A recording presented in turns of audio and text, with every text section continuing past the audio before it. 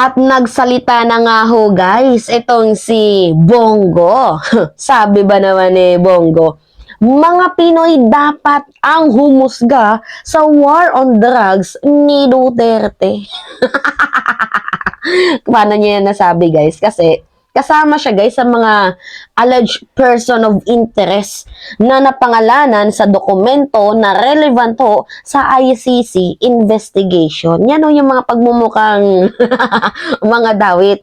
Nangunguna syempre si Digong. Sumunod yung kanyang anak. Si Bongo, si Bato, si Pantaleon Alvarez, yan, si Ismael, ito si Vitaliano Aguirre, at saka ang iba pa. So, hindi ko na pangangalanan kasi hindi ko naman kilala yung iba dyan. Pero, ang kilala ko lang dyan ay si Digong, talagang literal, si Sara, si Bongo, si Bato, si Vitaliano Aguirre, at si Pantaleon Alvarez. Yan ho yung mga taong, mga kilalado ko na kasama sa may imbestigahan dito sa napipinto ang pagpasok ng International Criminal Court sa bansang Pilipinas. Mukhang nanginginig na ngayon si Bongo gamit na gamit ang mamamayang Pilipino Anyway, sabi dito, mismo ngang sambayan ng Pilipino dapat ang humusga sa epekto ng war on drugs sa komunidad sa public safety ng administrasyon ni dating Pangulong Rodrigo Roa Duterte.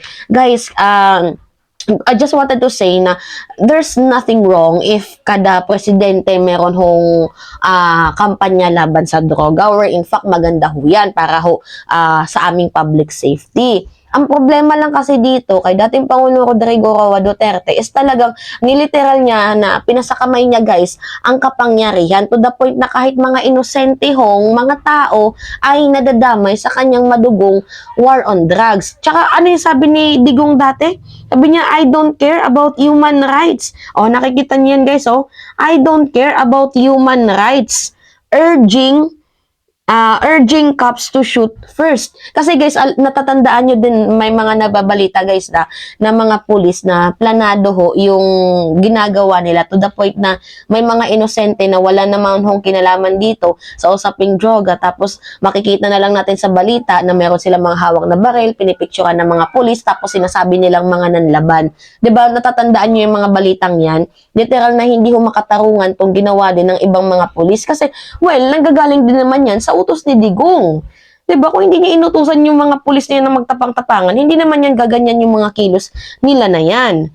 Anyway, I don't care about human rights daw sabi ni Digong. Tapos ngayon na pumapasok ang ICC, sasabihin niyo walang jurisdiction. Ano yan? Takot yarn? Takot. Anyway, sabi pa dito, ito ang sinabi ni Senator Go sa gitna ng patuloy na diskusyon sa posibilidad na muling magbalik ang Pilipinas sa International Criminal Court. So, napipinto ang pagpasok na nga guys ng ICC sa bansang Pilipinas kasi sabi nga ni Franklin Drilon guys Marcos Jr. can decide on rejoining ICC without Senate approval. So, pwede pala tayong sumapi dito sa ICC agad-agad kahit wala pong Senate approval. So, 'di ba? Nasa Pangulo pa din ang huling alas. Kaya magpakabait kayo, Digong. Sara, magpakabait kayo. Na kay Pangulong PBBM ang huling alas. Anyway, basahin pa natin. Hayaan na po natin ang Pilipino ang humusga kung mayroon bang nagbago sa buhay ninyo sa panahon ni dating Pangulong Rodrigo Roa Duterte. Filipinos should be judged only by Filipino before Philippine courts operating under the Philippine law. Ayon kay Go, kaalyado ng dating administrasyong Duterte na bawasan ng takot at krimen, particular sa mga drug-related offense sa panahon ng termino ni Duterte. Aminado naman kami dyan guys kasi wala tayong magagawa. Ito yung pananakot ni Digong, papatayin niya Talaga nga namang natakot itong mga gumagamit ng ng drogogogogs. Kasi in the campaign, 26 campaign ni dating Pangulong Rodrigo Roa Duterte, magpapatupad siya ng Oplan Tokhang. So kami na mga bata pa ako during that time, tuwang-tuwa naman ako kasi merong isang presidente na makikipaglaban sa mga adik. Pero ang nangyari kasi guys, sa kanyang kampanya, imbis na adik yung kakalabanin, yung mga big personality, ang nangyari dito, people, government versus people. Yung mga inosente na damay. So, yun ho yung isa sa mga nakakapanggigil. Yung mga wala namang kinalaman na damay, tapos mga blue corner pa kasi halos 99% guys ng mga namatay dito sa war on drugs, dati Pangulo Rodrigo Roa Duterte ay mga blue corner, mga minimum wage earner, mga pintor, construction worker, 'di ba? Mga blue corner people. Yung sakto bare minimum ho, yung kanilang mga sinasahod. At kayo guys, correct me if I'm wrong. Meron bang high personality ang nakasuhan dito sa kampanya ni dating Pangulong Rodrigo Roa Duterte laban dito sa madugong war on drugs niya? 'Di ba wala? Only fabricated stories lamang ho yung nangyari kay Dilima. Other than kay Dilima, wala na ho guys. Si Dilima ho, yung resulta ho na kanilang fabricated stories na queen of drug lord, ganito ganyan, pero napatunayan naman ho, absuelto naman ho sa kaso itong si Dilima. So maliban kay Dilima, sino pa yung pinangalanan na high profile dyan? 'Di ba wala? Tsaka tingnan nyo ibang-iba ho yung war on drugs ni dating Pangulong Rodrigo Roa Duterte sa war on drugs ni Pangulong PBBM. Bakit? Tingnan nyo, no? Yan, basahin ko sa inyo. Philippine President sacks 18 police officers allegedly linked to illegal drug trade. So si Pangulong PBBM, ang inuunan niya guys, yung mga high profile person. Tipong yung pinakaugat dito sa mga kumakalat na laganap na droga. Yan ho yung tinitirada niya, yung mga malalaking tao. Hindi ho yung mga small branches. Kasi kung hindi mo puputulin ang ugat, patuloy na patuloy pa yung sasanga. So si Pangulong PBBM, ang ginawa niya, inuuna niya yung mga ugat. So, dapat, yun yung ginawa ni dating Pangulong Rodrigo Roa Duterte. And itong ginawa ni Pangulong PBBM, very effective. To the point na pag may mga drogang nahuhuli, nakukumpiska, sinusunog nila. Sa Trias Cavite, if I'm not mistaken, nagsunog sila guys ng humigit kumulang 3.6 billion. Ngayong taon lamang ho ito guys 3.6 billion na mga iba't ibang klase ng droga. So, ganun dapat yung ginawa niya. Hindi ko naman sinasabi nagre-recycle sila, pero 'di ba? Hindi ako makakapag-judge, pero mas maganda yung pinapakita publicly na sinisira itong droga. Kaysa naman sa nare-recycle siya ng mga other generals. Do you really get my point, guys? Ngayon, going back tayo dito kay Bongo. Sabi pa ni Bongo, samantala nire-respeto naman ho, kung noong panahon po, yung anak natin takot maglakad dyan sa gabi, andoon po yung adik at mga kriminal ng panahon ni dating Pangulo Rodrigo Roa Duterte, nakakauwi sila nang hindi sila nasasaktan. Samantala, nire-respeto naman ni Go ang kapwa mambabata sa Senado at sa Kamara na nanawagan sa palasyo na muling bumalik ang Pilipinas sa ICC. So, nire-respeto po natin ang kanilang solusyon, expressing the sense of the House of Representative on the matter. Kami naman dito sa Senado, kung magkakaroon man ng pagdidinig o iba't ibang resolusyon, nire-respeto po namin. Abay, dapat lang. Pero wag mong gawing rason na naging tahimik ang panahon ni Digong dahil yung mga kabataan nakakauwi kahit 10 oras na ng gabi na hindi nasasaktan. Huwag mong gawing rason yan para hindi papasukin ang ICC sa bansang Pilipinas kasi meron hong nadamay ng mga inosente at kailangan nyo yung panagutan. Yun. Kaya nga yan yung sinisigaw ng ng isang nanay. Ito guys, yung nanay na yung asawa niya nadawit dito sa madugong war on drugs ni Digong. Ito, basahin natin Ayan, panood ko sa inyo. Now, we'll call on the Rise Up for Life and Rights. I think they have families with victims here. Go ahead. Recognize. Maraming salamat po. Ako po si Ami Jane. Ang aking asawa ay si Michael na napaslang noong March 2017. At kinakatawan ko po ang mga pamilya ng biktima. Bahagi po ito ng Rise Up for Life and for Rights. At ito po ay network ng mga taong simbahan at pamilya ng biktima ng war on drugs.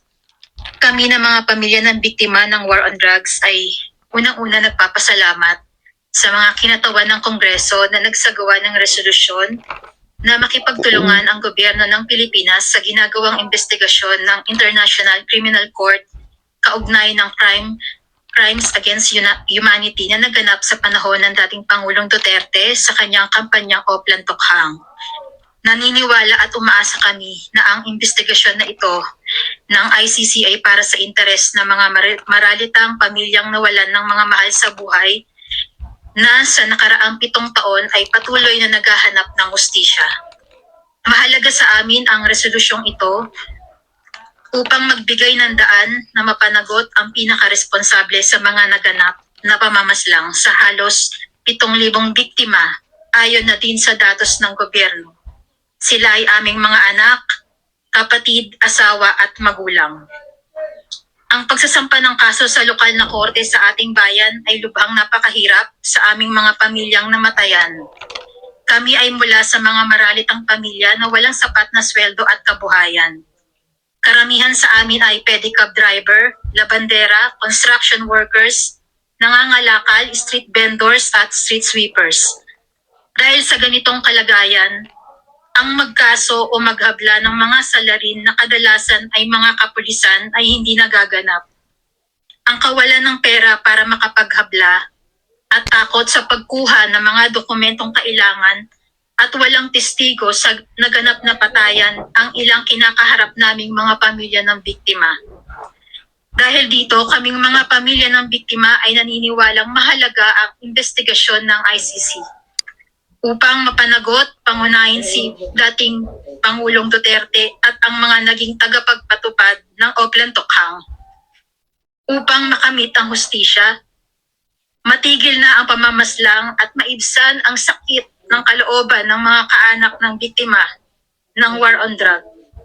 Patuloy po kaming magsasalita, patuloy po kaming maghahanap ng pamamaraan upang aming maipahayag ang aming panawagan para sa hustisya. Yun lamang po at maraming salamat. O yan, nakinig nyo naman guys, no? Humihingi itong nanay na to ng saklolo dito sa ating gobyerno. Kasi guys, maling-mali ho yung ginawa nitong dating administrasyon na kahit mga, alam nyo, mga blue corner, sabi niya nga, pedicab driver, naglalaba, 'di ba, mga blue corner na damay ho sa napakadugong war on drugs ni dating Pangulong Rodrigo Roa Duterte. And then guys, sabi ni Aguirre, Guevara pala, hindi Aguirre. Sino ba tong ano na to? Yan, si Vitaliano Aguirre. Sabi niya, gumagana naman daw ho guys yung justice system natin. To the point na sinabi niya na makikipag-cooperate tayo. And sabi niya, we will not cooperate, but ICC investigator are free to come to do their jobs. Imagine, okay lang ho na mag-imbestiga ang ICC sa bansang Pilipinas, pero hindi tayo makikipag-cooperate. So, para saan pa ang pag-iimbestiga kung hindi tayo makikipag-cooperate? Ano yun? Mag-iimbestiga sila, pero hindi tayo magbibigay ng mga papeles. So, paano ma-achieve yung justice na hinihingi ng mga pamilyang to? At saka guys, ayon guys sa datos, 'di ba, sa police umabot ho ng 7,000. Yan, basahin natin 7,000 people.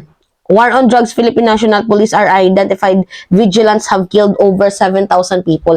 Sa datos guys ng 7,000 people na mga namatay sa madugong war on drugs ni dating Pangulong Rodrigo Roa Duterte, 50 lamang ho pataas ang nagkaso, hindi ho umabot ng 100. Imagine, hindi ho na-achieve ang justice ng mga taong yan kasi takot na takot silang magsampa ng kaso kasi malaki ho yung epekto ni dating Pangulong Rodrigo Roa Duterte dito sa mga kapulisan. To the point nga na tinaasan niya, 'di ba, yung sweldo nitong mga pulis? So what do you expect? Na makakamit ng hustisya ng mga pamilyang yan, yung hustisyang ginugusto nila, si dating Pangulong Rodrigo Roa Duterte, hawak na hawak niya ang ulo ng bawat pulis. Kahit nga din yung yung human rights natin diyan, hawak na hawak niya din. So, 'di ba? Ngayon kailangan natin ng ICC. So, wag mo sabihin sa amin, Bongo, na Pilipino ang dapat humusga dito kasi ang totoo naman dito, lahat kaming mga mamamayang Pilipino, gustong-gusto naming pumasok ang ICC. Well, itong mga DDS lamang ho ang pumapabor sa inyo. Did you really get my point, guys? Anyway, yun lamang ho. It's me again, si Mima Alicia nyo. Tagbabalik ulit para sa ating panibagong video.